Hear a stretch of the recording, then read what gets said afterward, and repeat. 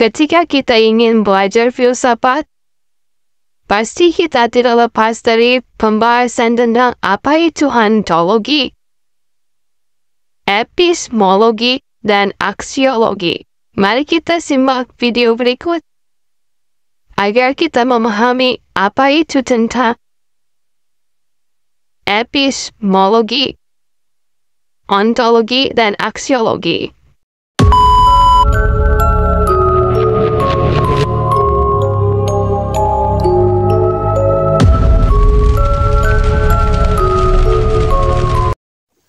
Mungkin pembahasan ini terkadang rumit atau jelimet. Dalam buku-buku dijelaskan dengan cukup panjang. Saya akan menyederhanakan apa itu analogi, epistemologi, dan aksiologi. Ontologi itu berasal dari bahasa Yunani ontos dan logos. Ontos itu artinya ada, logi itu ilmu. Jadi ontologi itu artinya ilmu yang mempelajari tentang keberadaan atau yang bisa disebut ide ya. Dari konsep ontologi ini dicetuskan oleh seorang filosof, muridnya Aristoteles, yaitu Plato, yang memiliki konsep realita keberadaan sesuatu ada di dalam ide. Bisa dicontohkan ketika membangun gedung, hakikat gedung itu ada di alam ide, yaitu ada di kepala kita. Sebelum dibangun gedung itu ada di alam ide. Jadi ontologi itu mempelajari tentang hakikat sesuatu, yang keberadaan sesuatu itu ada, atau disederhanakan ontologinya berbicara apa. Maka kita mengaplikasikan ontologi terdapat suatu objek di satu, kita akan melakukan sesuatu pemeriksaan analis. Apakah sesuatu itu ada atau tidak ada? Karena terkadang realita itu terkadang nipu antara penampakan dan realita. Misalnya seperti wanita yang kata-katanya cinta tapi kenyataannya omong kosong belaka. Jangan kesana ya, kita bahas ontologi. Bisa juga dianalogikan seperti itu. Makanya dalam ontologi itu maka kita akan belajar tentang membedakan appearance dengan reality, penampakan dengan realita, karena terkadang apa yang nampak tidak seperti realitanya. Contoh langit, penampakan langit itu terlihat warna biru, tapi ketika kita lihat lebih dekat lagi, misalkan naik pesawat lebih tinggi lagi, maka sebenarnya langit itu tidak berwarna biru. Jadi ontologi itu membedakan penampakan dan realita. Makanya pembahasan tentang ontologi ini sering sekali membahas tentang hakikat suatu atau hakikat keberadaan sesuatu. Apakah hal itu ada atau tidak? Apakah kita ambil contoh analoginya, aplikasikan dalam bidang keilmuan. Misalkan ada jurusan manajemen pendidikan Islam atau bisa disingkat MPI.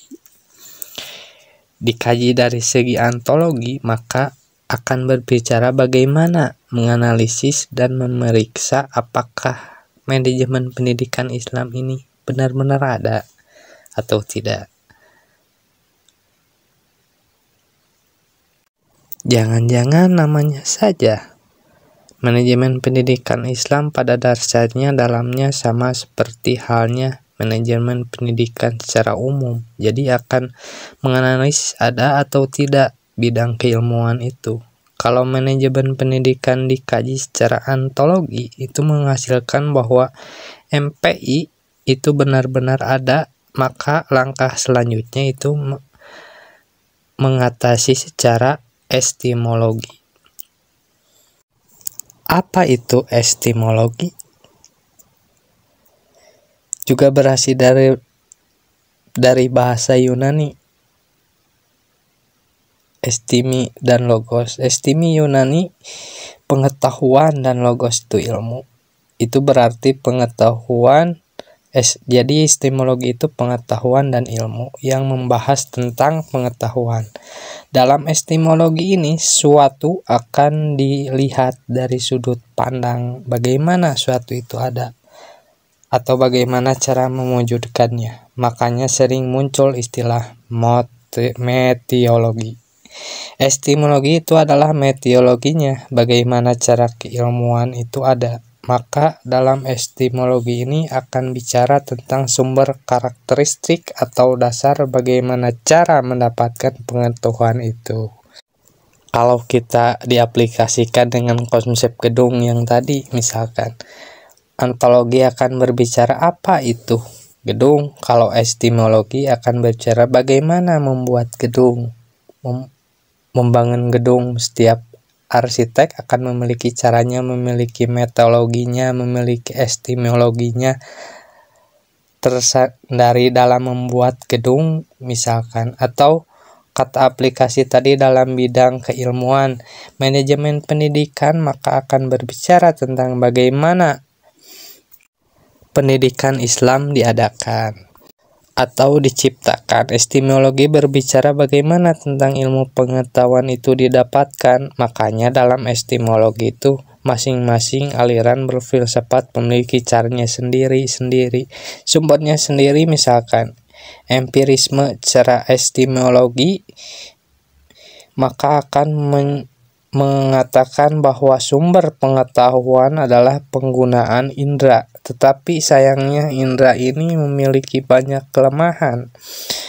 Sedangkan rasionalisme itu akan menganggap bahwa sumber pengetahuan epistemologinya itu adalah dengan menggunakan akal atau rasionya. Masing-masing aliran filsafat itu akan memiliki epistemologi yang berbeda-beda dalam bagaimana caranya mendapatkan sebuah pengetahuan. Makanya dua aliran ini yaitu empirisme dan rasionalisme itu dijadikan sebagai patokan dasar atau dijadikan epistemologi dalam karya ilmiah. Pengetahuan punya sesuatu jika dikatakan ilmiah itu ketika bisa dipertanggungjawabkan atau sumbernya itu berada dari empirisme dan rasionalisme. Jadi sesuatu yang dikatakan ilmiah itu ketika bisa dipertanggungjawabkan atau sumbernya itu berasal dari empirisme dan rasionalisme.